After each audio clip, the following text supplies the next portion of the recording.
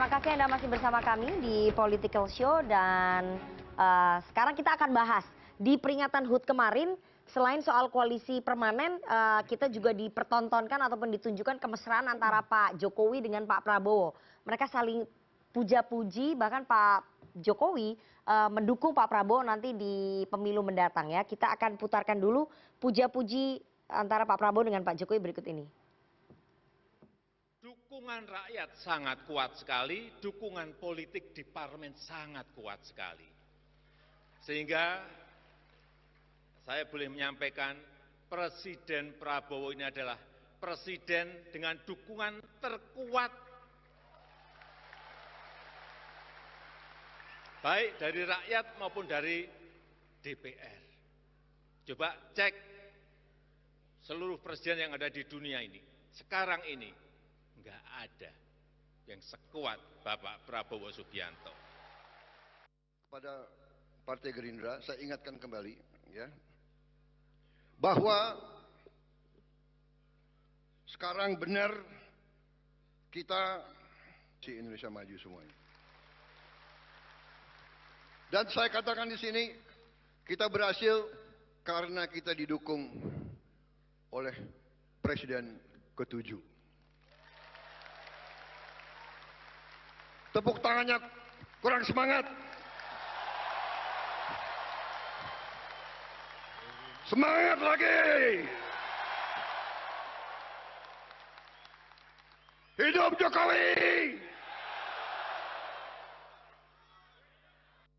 Itu tadi puja-puji ya antara Pak Jokowi dengan Pak Prabowo. Saya mau ke Pak Wihadi. Pak Wihadi, kalau kita lihat ya, puja-puji Pak Jokowi, Pak Prabowo juga membalas pujian sampai mengungkapkan tadi hidup Pak Jokowi. Apakah ini kemudian menunjukkan sinyal bahwa Pak Prabowo akan tetap menggandeng Pak Jokowi sampai nanti nih di pemilu 2029? Untuk itu tadi meraup suara rakyat. Puja-puji itu apakah ada yang salah? Karena memang kenyataannya kalau kita melihat bahwa Pak Prabowo juga menyatakan bahwa Pak Prabowo bisa menang itu juga salah satunya adalah dukungan daripada Pak Jokowi, dukungan Pak SBY, dan bahkan dengan bercanda mengatakan Pak Prabowo mengatakan dukungan dari Gus Dur dari langit gitu kan. Jadi artinya di sini bahwa dukungan-dukungan yang diberikan oleh mantan-mantan presiden ini dan dalam kesempatan yang hari Sabtu itu Pak Jokowi yang hadir. Tapi kalau kesempatan yang hari Jumat silaturahmi itu Pak SBY yang hadir.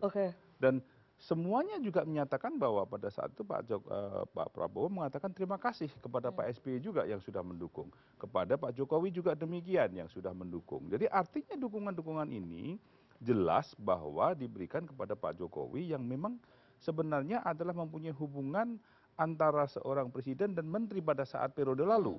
Tentunya inilah suatu dukungan moral yang tidak main-main pada saat itu sudah diberikan kepada Pak Prabowo sebagai calon presiden pada saat itu. Nah, ini adalah salah satu hal yang ditunjukkan kepada Pak Prabowo bahwa Pak Prabowo tidak lupa jasa-jasa daripada beliau-beliau ini. Ya kan? Jadi inilah yang dikatakan Pak Prabowo bahwa Pak Prabowo selain jasa-jasa itu juga Pak Prabowo juga mengatakan bahwa Pak Prabowo ini adalah mikul dhuwur mendem jeruk. Artinya sangat-sangat menghargai dan sangat-sangat memberikan apresiasi kepada presiden-presiden yang terdahulu. Bahkan pada saat pidato juga menyatakan tidak boleh yang namanya mencela Ibu Megawati, tidak boleh mengkritik Ibu Megawati. Ini kan salah satu statement daripada Pak Prabowo yang jelas bahwa Pak Prabowo mengatakan bahwa semua presiden itu adalah sesuatu hal yang mereka itu beliau-beliau itu berjasa kepada negara. Nah, ini adalah sikap negarawan dari Pak Prabowo sendiri bahwa Pak Prabowo ingin sebagai seorang presiden yang mengayomi seluruh rakyat dan juga memberikan rasa damai bukan rasa benci. Itu yang jelas. Gitu. Pak Mas Gundrom, itu tadi Pak Wihadi menyampaikan bahwa ya memang karena Pak Prabowo merasa berutang budi dengan Pak Jokowi, tapi juga tetap menyanjung Bu Mega. Tapi saya ingin tanya, PDI Perjuangan menilai bahwa kemesraan Pak Prabowo dengan Pak Jokowi ini dirasakan PDI Perjuangan akan semakin sulit nggak untuk bisa masuk ke tengah-tengah untuk bersama dengan Gerindra? Ini Pak Prabowo sama Pak Jokowi mesra terus nih, PDI Perjuangan nggak mungkin masuk kan? Ke Di situ? udah ketawa-ketawa. Nggak mungkin masuk kan? Agak susah kan? Begini. Nah, kalau jadi Saya harus- di sini aku yang nanya. Saya harus ada dua perbedaan. Ya itu makanya dijawab dulu pertanyaan Kalau saya. bentar dulu nah, bentar Ini dulu. kemesraan Pak Prabowo dan Pak Iya, Jokowi mempengaruhi, akan masuk ke menyulitkan situ. PDI Perjuangan Akan nggak masuk ke situ? Saya kan harus kasih intro dulu. Ya, oke. Pertama, kalau pujian Pak Prabowo itu tulus. Ya, Karena Pak Prabowo tidak hanya muji Pak Jokowi, tapi muji Pak SBY, muji Ibu Mega dan presiden-presiden sebelumnya. betul. Satu. Betul. Yang kedua, kalau pujian Jokowi tidak tulus, karena Siapa? dia punya kepentingan. Oke, apa? Ada anaknya menjadi Oh, wakilnya oke. Pak Prabowo sekarang. Ya. Sebentar. Oke. Kalau kita lihat rekam jejak, Nana, rekam jejak. Pada tahun 2013, bagaimana Pak Jokowi setiap ketemu Bu Mega cium tangan dan selalu mengaku sebagai petugas partai. Kemudian bagaimana PDI Perjuangan memberikan keistimewaan kepada Pak Jokowi. Wali Kota Diprode 7 kali lah ya. Pilgub 1 kali. Dukung Pak dan Jokowi presiden lah ya. 2 kali. Ya. Luar biasa. Tapi ketika kepentingan berbeda, dia berkhianat. Oke. Nah ingin saya tegaskan bahwa kalau melihat rekam jejak ini, saya ingin mengatakan hati-hati Pak Prabowo, hati-hati Gerindra. Ini kalau kita melihat rekam jejaknya Jokowi ya penuh dengan pengkhianatan, dia bisa memuji kalau ada kepentingan. Saya harus tegaskan ini. Saya harus tegaskan. Kalau sekarang ya mungkin dalam suasana saya tidak mau menciderai, ini adalah hari ulang tahun semuanya demi kegembiraan, semuanya harus kita sanjung dan sebagainya. Karena secara etika dalam hari ulang tahun kan nggak boleh lah ada kritik, semuanya harus penuh dengan kegembiraan. Tapi ingin saya mengatakan bahwa kalau kami melihat rekam jejak Jokowi, bagaimana hubungannya dengan PDI Perjuangan, hati-hati. Ini orang hanya muji kalau ada kepentingan. Maunya. Kalau kepentingan tidak ada, dia bisa berkhianat. Hati-hati. Itu kami. Oke, tapi pertanyaan saya belum ada jawab. Apa itu? Pertanyaan saya belum ada jawab. Jadi Nana, dengan kemesraan Pak Nana. Prabowo, Pak Jokowi ini, jadi Nana. PDI Perjuangan melihat peluangnya kecil ya sampai untuk saat bisa ini PDI bareng dengan Pak Prabowo dan masih Gerindra. berada di luar pemerintahan. Ingin kita tegaskan sampai nanti Kongres yang akan datang merumuskan kembali langkah politik berikutnya. Jadi ini nggak ada faktor sama Pak Jokowi. Kalau bilang Ibu Mega besok kita masuk ke Gerindra, masuk Prabowo, kita masuk. Nggak ada hubungannya dengan Jokowi. Jadi nggak ada faktor Pak Nggak Jokowi. ada. Jokowi itu nggak ada faktor sebenarnya. Oh, oke. Gitu. Kita tegaskan. Ya, oke. Jadi hanya 2 yang bisa mengubah posisi politik PDI Perjuangan, Kongres dan sikap Ketua Umum PDI Perjuangan Ibu Megawati Soekarno Putri. Kalau detik ini masuk, kita masuk. Nggak ada Jokowi. Kira-kira Nggak ada. Bu Megawati sebagai Ketua Umum males nggak kalau misalnya ada kemesraan antara Pak Prabowo dengan Pak Jokowi? Saya bilang, Jokowi bukan faktor. Udah nggak ada alasan itu gitu loh. Karena Nggak ada Bu Mega sebab. khawatir dengan Nggak ada lah. nanti adanya soal itu pengkhianatan. nggak ada. Enggak ya? Nggak ada soal faktor Jokowi lagi, nggak ada ke depan. Oke. Gitu loh. Oke, Itu. kalau menurut Bang saya. Noel. Jadi saya belum apa-apa dia mau ketawa nih sama Bang Noel. Dia sudah tebak, pasti Ya, akan ya, ya. ketawa. Tadi, Nggak kebayang argumennya begitu.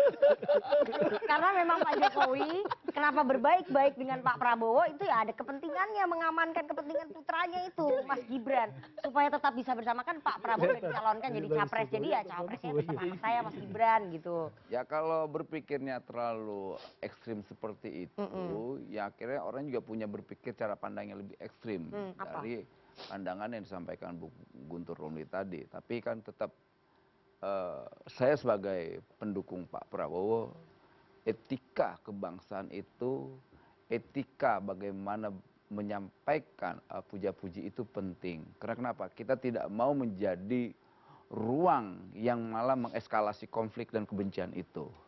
Nah, tugas kita sebagai kader bangsa yang punya pemimpin yang memiliki sikap negarawan, misalnya kayak Pak Jokowi dan Pak Prabowo, ya kita dukung. Ngapain kita mengeskalasi kebencian yang hanya melahirkan konflik, kemudian dendam dan sebagainya, gitu loh. Biarkan aja sih, toh sikap.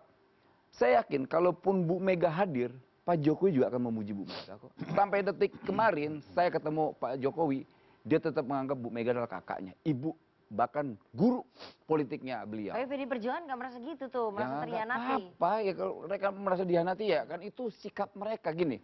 Kalau sebuah perbedaan selalu dianggap sebuah pengkhianatan, ya sudah jangan berbeda.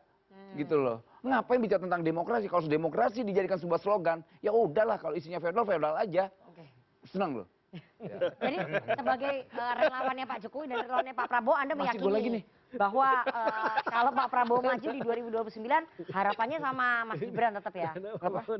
Enggak lah, enggak mesti begitu juga. Oh, cara nggak mesti pandangnya. begitu ya? Gini, ini demokrasi. Pak Jokowi itu sadar sekali tentang bagaimana menata bangsa ini ke depan.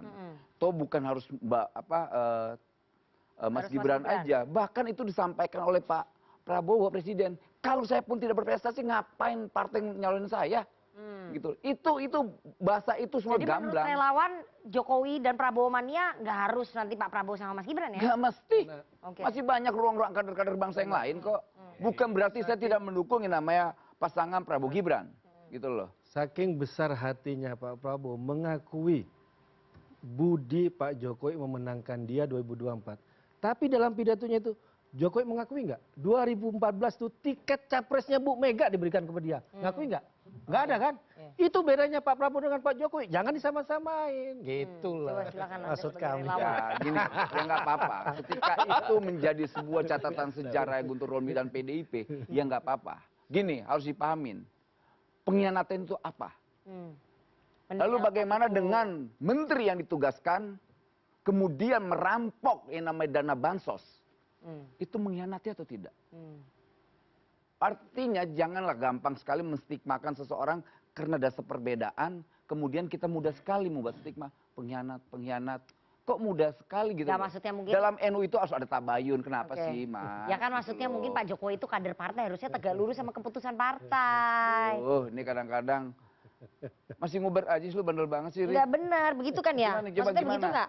Kalau udah jadi anggota partai, kader partai itu ya katanya kan harus tegak lurus keputusan Intinya, partai. Tegak lurusnya yang mana?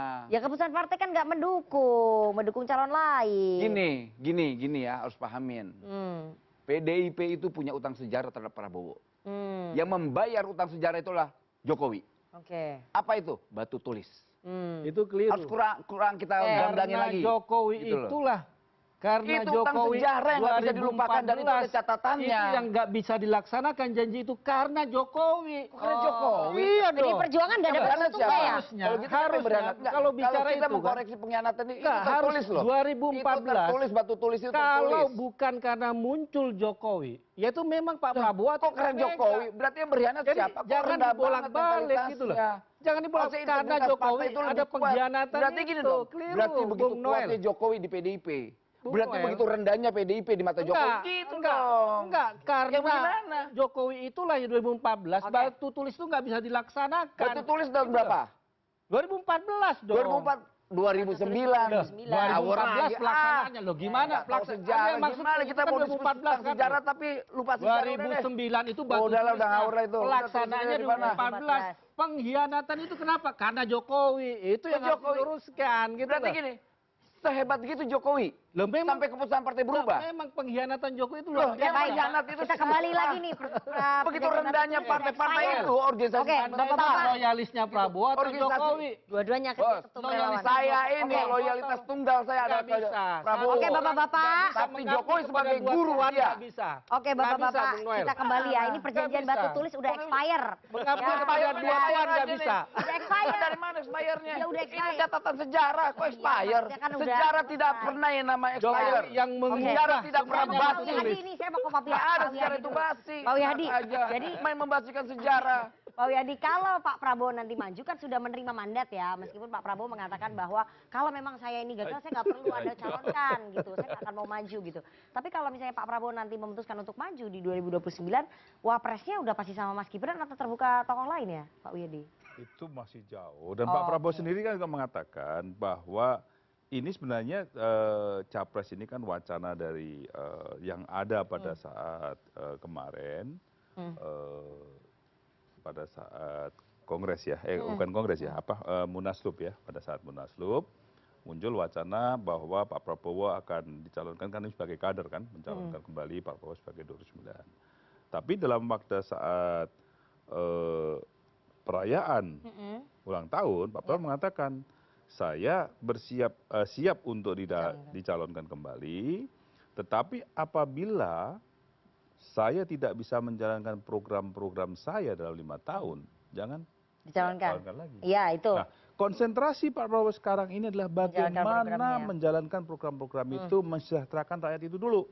Ini 5 tahun gitu. Jadi ini adalah merupakan pemikiran kita 5 tahun ini kita menyelesaikan dulu 5 tahun dengan apa yang menjadi gagasan Pak Prabowo ini. Oke. Program-program ini. Menyelesaikan program tapi Partai Gerindra udah dorong lagi nih. Nah, tentunya bahwa sekarang ini dengan kondisi yang ada sekarang, bagaimanapun juga kami sebagai kader menginginkan bahwa Pak Prabowo tetap untuk sebagai presiden 2029. Oke. Ya, dan makanya saya katakan wacana itu muncul, ya kan, dalam Munaslup, ya kan, dan kemudian Pak Prabowo juga mengatakan bahwa beliau akan menyelesaikan program-programnya dan konsentrasi kepada program-program. Cawapresnya masih nanti lah ya, masih jauh lah ya. Itu kan Dilihat dulu kinerjanya Wapres dulu ya selama 4 tahun ke depan ya. itu masih bisa kita suatu hal yang masih berjalan ya. Jadi ini kan Partai Politik kan wacana, masih wacana untuk pencalonkan karena Pak Prabowo kan sebagai ketua umum, ya kan. Jadi ini wacana yang berjalan wacana dan Pak Prabowo mengatakan juga bahwa dengan wacana-wacana ini Pak Prabowo ingin menyelesaikan programnya, Oke, gitu kan. ya. Tidak pernah membicarakan mengenai masalah Wapres, kita hanya bicara mengenai masalah ini dulu. Jadi masih nanti lah ya. Ya itu kita bicara ini dulu, Oke, ya kan. ya masih nanti lah intinya. Ya menurut kamu kan nanti, Ya. tapi ini kita bicara dulu gitu loh. Mas Tobas, kalau menurut Gerindra menjalankan dulu program-programnya, jadi itu masih nanti soal pencalonan. Tapi kalau misalnya partai-partai lain seperti PKB, kemudian PAN, Samina Watona mendukung Pak Prabowo nanti di Pilpres 2029, kira-kira Nasdem akan sama atau mengkaji dulu tadi, Ya. atau terbuka tokoh lain nanti? Ya kan memang Melihat dinamika politik. masih jauh, masih lama. Ini baru 100 hari pemerintahan. Masalahnya Gerindra udah Ya, dorong kan nih. ada target-target ya, kita melihat 100 hari pemerintahan, kemudian nanti ada 1 tahun, ada 2 tahun dan seterusnya. Nah, jadi masih terlalu jauh ya. Sekarang kita lebih baik fokus pada bagaimana mengawal pemerintah ini ya, untuk bisa menjalankan program-program yang dengan baik ya, sesuai dengan target-targetnya, kan yang paling penting itu. Oke. Kalau kemudian pemerintahnya tidak berhasil menjalankan sesuai dengan target-target, kan yang rugi adalah rakyat. Oleh karena itulah maka Partai Nasdem akan menempatkan dirinya untuk menjaga agar target-target yang sudah dicanangkan itu dapat berhasil, dapat terwujud. Nah, itulah yang akan diambil oleh Partai Nasdem ya, terkait dengan bagaimana mengawal pemerintahan. Jadi menunggu dulu ya jalannya pemerintahan ke 4 tahun ke depan seperti apa ya? Partai Nasdem akan lebih fokus pada bagaimana membuat pemerintahan ini bisa berjalan dengan baik, dengan efektif dan bermanfaat bagi rakyat. Jadi nggak mau buru-buru lah ya? Kamu buru-buru masih lama. Oke, masih lama. Oke. Tidak melulu selalu kita harus berbicara pemilu-pemilu, sementara kita harus juga mengisi bagaimana pasca pemilu tersebut dalam pembangunan. Oke, Mas Adi, Anda melihat partai-partai ini akan tunduk atau wait and see dulu melihat dinamika politik untuk mendukung Pak Prabowo di Pilpres mendatang? Ya, saya melihatnya dilematis, Rifana. Satu sisi partai-partai ini pastinya punya keinginan ya dari dulu untuk memajukan calon presiden dan wakil presiden. Karena puncak tertinggi sebuah karir politik di partai itu adalah kalau mendapatkan tiket maju. Capres ya? Saya kira itu nggak bisa dibantah. Jadi nggak bisa bohong. Ketum-ketum partai di luar Prabowo juga ingin maju, Rifana. Ataupun dia mencoba untuk mengusung yang lain. Tapi pada saat yang bersamaan yang menjadi dilema itu karena yang dilawan itu adalah Prabowo Subianto, itu tentu bukan perkara gampang. Jadi partai-partai itu berhitung betul melawan petahana Pilpres untuk yang kedua kalinya. Itu bukan perkara yang mudah ya. Itu kan terbukti Jokowi menang, SBY juga menang. Dan termasuk juga misalnya Prabowo Subianto kalau melihat approval rating per hari ini ya kekuatannya memang di atas rata-rata. Itu yang sepertinya membuat bagaimana partai politik itu bagi saya cukup dilematis. Satu sisi memang pilihannya adalah maju, tapi kalau yang dihadapi Prabowo menurut saya agak rumit. Akhirnya saya punya konklusi, kalaupun toh maju rasa-rasanya partai ini, sebisa mungkin opsi pertamanya bukan head to head dengan Prabowo sebagai calon presiden, tapi berebut calon wakil presiden. Nah itu tadi, Pak Jokowi dorong-dorong, dukung-dukung, puja-puji Pak Prabowo, ada kepentingannya nggak? Seperti tadi tudingannya Mas Gundrom, mengamankan posisi anaknya. Wallahu a'lam bishawab. Tapi belum ada sejarahnya wakil presiden itu berturut-turut untuk yang kedua nggak kali. pernah ada ya? Belum ada. Saya Saya Tapi justru ini mungkin cocok kan kita nggak tahu. ya kalau kita berharap sebenarnya ada portofolionya seperti Pak JK. Jadi wakilnya SBY dan maju kemudian berhadapan dengan PSJ. Oke. Bukankah misalnya Mas Gibran itu popularitasnya tinggi, elektabilitasnya tinggi. Jadi Mas Gibran bisa juga maju melawan Pak Prabowo? Sangat mungkin. Ya tentu syaratnya harus punya partai politik. Oke. Atau diusung oleh partai politik. Tapi kalau saya membaca ya dari jauh, tentu Gerindra itu ingin memastikan siapapun wakil Prabowo itu adalah mereka yang tidak menjadi ancaman bagi Gerindra di masa-masa yang akan datang. Tentu kan kalau jadi wakil Prabowo ini orang hebat, setelah Pak Prabowo tak lagi jadi presiden, tentu Gerindra pasti punya intensi memenangkan pertarungan-pertarungan lanjutan. Kalau wakil presidennya di 2029-2034 itu orang hebat, orang top, bukan tidak mungkin dialah yang kemudian jadi presiden. Kalaupun toh dipilih wakil presidennya mungkin mirip-mirip Pak Budiono. Elektabilitasnya tak kuat, lebih banyak diam, tidak pernah. Wapres sekarang ancaman. Saya tidak mau menyebut itu. Tapi yang jelas Wapres yang sekarang punya potensi untuk berkembang. Bisa menyaingi ya. Punya rivalitas yang tinggi, punya dukungan politik yang tinggi, apalagi masih ada Pak Jokowi sebagai mentor. Makanya Pak Jokowi dalam sebuah wawancara bilang ke anaknya jangan kemajon. Betul. Kemajon. Artinya apa? Ya ini tentu ke depan masih gelap gulita. Persoalan siapa sebenarnya yang bisa mendampingi Pak Prabowo Subianto. Tapi secara prinsip kalau kita membaca untung dan ruginya sebisa mungkin setelah Pak Prabowo tak lagi jadi presiden, tentu untuk yang ketiga kalinya pasti Gerindra berpikir bagaimana memenangkan pertarungannya yang selanjutnya. Kan di situ konteksnya. Baik, saya akan tanya nanti ke teman-teman mahasiswa bagaimana kemudian mereka melihat baru 100 hari tapi sudah ada tawaran koalisi permanen dan juga mendukung Pak Prabowo di Pilpres mendatang. Padahal baru 100 hari menjabat begitu ya. Apakah ini memang sesuatu yang baik untuk demokrasi atau ini terlalu pagi? Nanti kita akan tanya teman-teman mahasiswa seperti apa. Tapi kita harus jeda terlebih dahulu. Jangan kemana-mana, tetap bersama kami di Political Show.